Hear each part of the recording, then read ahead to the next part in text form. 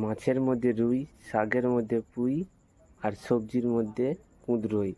আজ বানাবো কুঁদরোয়ের চচ্চড়ি আলু দিয়ে।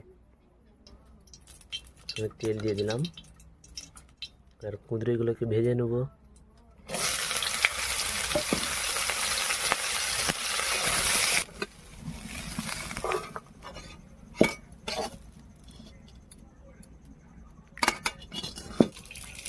তেল দিয়ে দিচ্ছি, তারপরে অল্প করে হলুদ গুঁড়ো দিয়ে দিচ্ছি,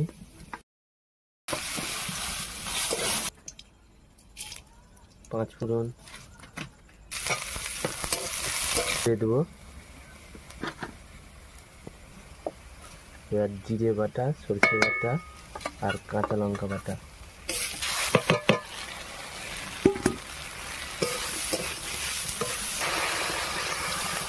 নামিয়ে নেবো। হয়ে গেছে।